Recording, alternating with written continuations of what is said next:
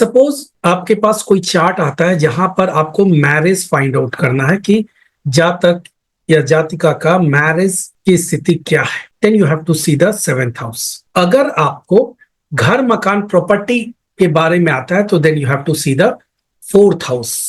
Okay, health के बारे में आता है, you have to see the लग्न। ओके, कैसे आपको चेक करना है, तो you have to first check the house. Okay, second is planet means house lord. ये दो चीज आपको देखना है एंड डेफिनेटली उसके बाद आपको गोचर, दशा, अंतरदशा। ओके, ये सब कुछ आपको चेक करके तब फाइनल आप बता सकते हैं कि किस जातक को प्रॉब्लम कैसा आएगा, ज्यादा समय तक रहेगा या कुछ समय तक रहेगा या ठीक हो जाएगा, आप एग्जैक्ट बता सकते हैं। जैसे अगर एक मेलफिक प्लैनेट्स रहता, ओके, सपोज यहां पर केतु नहीं रहता, सिर्फ सैटर्न रहता, मंगल भी का भी एस्पेक्ट्स नहीं है, सिर्फ एक मेलफिक प्लैनेट्स प्लेस्ड है इन द 7th हाउस।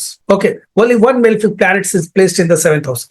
अब यहां पर जब एक मेलफिक प्लैनेट्स इधर एस्पेक्ट्स वाइज या प्लेसमेंट वाइज जब किसी हाउस को इन्फ्लुएंस करेगा तो वैसे कंडीशन में आपको टाइमिंग फाइंड आउट करना बहुत जरूरी हो जाता है। वो स्पेसिफिक कंडीशन में ही ट्रिगर करेगा। ओके, एनी टाइम नहीं ट्रिगर करेगा। जैसे ये सैटर्न 9th हाउस को एस्पेक्ट कर रहा है, अब ये 9th हाउस से यानी फादर से रिलेटेड प्रॉब्लम क्रिएट कर सकता है। ओके, प्रॉब्लम क्रिएट कर सकता है। जब एक सिंगल मेलफिक प्लैनेट्स है तो आपको ये ध्यान रखना होगा कि ड्यूरिंग द दशा अंतरदशा ऑफ सैटर्न, ओके, सैटर्न ये यहां पर 9th हाउस से रिलेटेड प्रॉब्लम हो सकता है, या और 9th हाउस पर अगर एक साथ दो मेलफिक प्लैनेट्स या एक मेलफिक प्लैनेट्स, वो भी स्लोअर मूविंग प्लैनेट्स, जैसे Saturn Rahu Ketu, okay, Saturn Rahu Ketu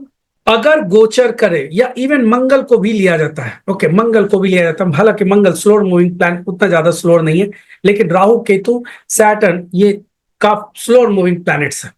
सो जब ये गोचर कर रहा होगा, ओके, गोचर कर रहा होगा, उस समय अगर इस सैटर्न का दशा अंतरदशा आ जाए तो निश्चित तौर पर 9th हाउस से रिलेटेड आपको चैलेंज क्रिएट हो जाएगा। Okay, that is a triggering points. हम लोग ये गोचर एंड दशा अंतरदशा को किस लिए यूज करते हैं, तो टाइमिंग के लिए। ओके, टाइमिंग के लिए।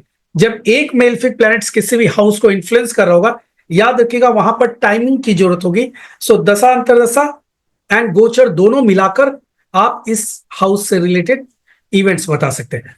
लेकिन जब अगर दो मेलफिक प्लैनेट्स किसी भी हाउस को इन्फ्लुएंस कर रहा हो, ओके, दो मेलफिक प्लैनेट्स किसी भी हाउस को इन्फ्लुएंस कर रहा हो, उस केस में, ओके, उस केस में आपको क्या करना होगा, वहां पर आप देखेंगे कि जब दो मेलफिक प्लैनेट्स अगर इन्फ्लुएंस कर रहा होगा तो उस केस में आप देखेंगे कि वो इवेंट्स कभी भी ट्रिगर हो सकता है। ओके, दैट इवेंट्स में ट्रिगर एनी टाइम।